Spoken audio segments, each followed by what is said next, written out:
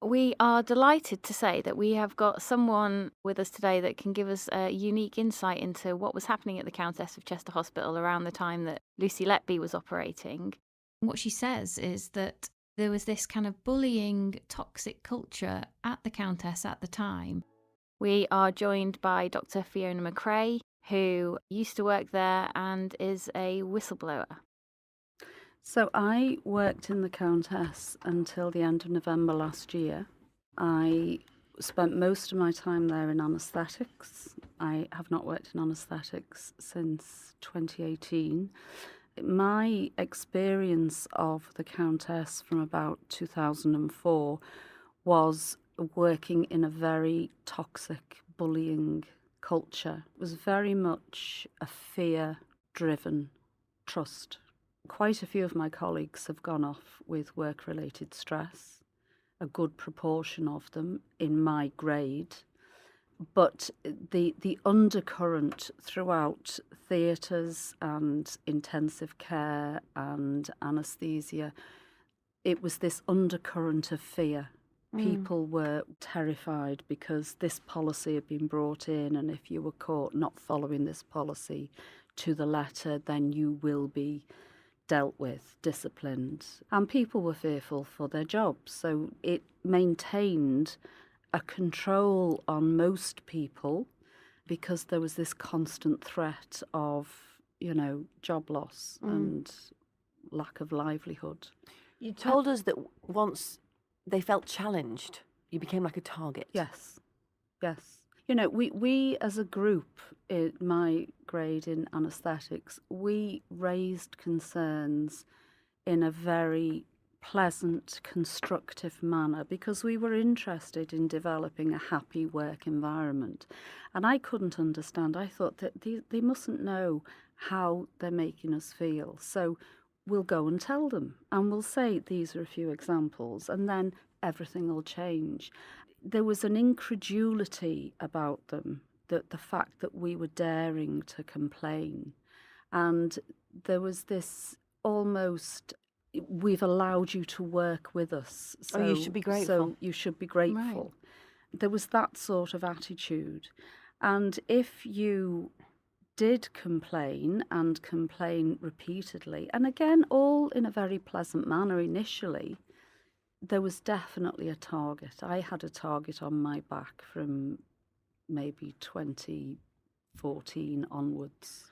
Yes. There was no addressing of this toxicity, which we know from the Francis report, years earlier, is directly related to patient harm. From the mid-staff's inquiry. I was going to say, just explain what the Francis inquiry was. Yeah, please do. So the mid-staff's inquiry was into a number of deaths at Mid-Stafford Hospital. And it started with a lady called, I think it was Julie Bailey, whose mum had been taken in for a minor surgical procedure. I think she had a hernia or something. And 2 months later, she died in the trust. And the daughter, Julie, felt bullied by the staff. She witnessed a lot of staff bullying other staff or managers bullying staff. So she witnessed a lot of this and she started this campaign, and there was a public inquiry. I think there were a couple of Francis inquiries because Andy Burnham commissioned the first one, and then I think there was a public inquiry when there was a change of administration. And the report came out, I think, in the mid-2010s, maybe 2015. From that, we had the Freedom to Speak Up Guardians. They appeared. But from that, he came up with 20 principles. And what he said was, over and over, he heard tales of bullying going on in the trust. He heard more tales of bullying than anywhere else. And he linked this directly to patient harm. Now, I've presented this to the trust, to my, the Countess, over the years. I've drawn, comparisons with this and said, look, this in an anaesthetic department, bullying. When you've got patients on the table in front of you. I've been pulled out of theatre on more than one occasion to be reprimanded over something ridiculous. and, then sent back in to finish the list. I mean, it was just That sounds unbelievable. terrifying as a layperson. I drew these comparisons, but I couldn't get anybody to listen. I couldn't get anybody to do anything about it in the trust. You trust that your leaders have your best interests at heart. And of course, they've got the advantage then because you are more likely to go along with them. What I believe is that they had their own agendas. And if what you were saying didn't fit with their agenda, then you weren't listened to. I remember there were two excellent orthopaedic nurses in theatre.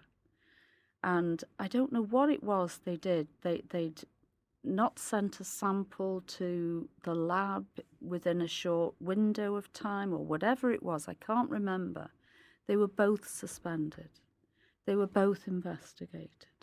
There was all this business about, going round telling people to take earrings off in theatre. That was the big focus. Or, this obsession with theatre uniform and us all having matching shoes. There was one time, do you remember the Crocs? They first came out, all different, brightly coloured. And the staff all in theatre, because that's all we wear is clogs. We all went and bought our own Crocs, and you could get the little studs to go in them. To and everybody, personalise them. and the patients loved them. They brightened the place up. The staff were providing their own footwear. No. Everyone has to have the same navy blue. So nobody could wear these Crocs except those of us who were naughty. And the trust then had to pay out for new footwear for all the staff. But the obsession with, earrings and jewellery and, eating a packet of crisps walking down the corridor. I was reprimanded once for that because I was in theatre clothes eating a packet of crisps. And I said, what's the problem? Well, it looks like you've come straight out of theatre, you're having something to eat, and then you're going back into theatre. I said, well, that's because I've just come out of theatre. I'm having something to eat, and then I'm going back into theatre. It's all about the patient perception.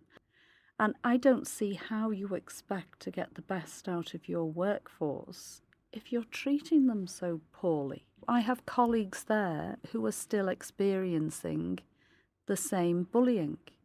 We were pushing for an external review of my department, and we'd been pushing for this, and we finally managed to get the medical director who took over from Ian Harvey, we finally managed to get him to agree to it in August of 2019.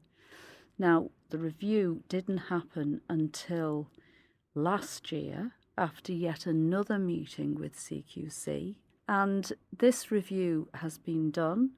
This review apparently has evidence of bullying and discrimination against certain groups in the department by other groups in the department. It's been shared by two of the consultants in the department, and that's as far as it goes. And nobody seems, even with evidence from an external review, still nobody can do anything about the culture. You hit a brick wall all the time. I don't know if the Countess can recover from this, but if it can, it's going to have to take a complete overhaul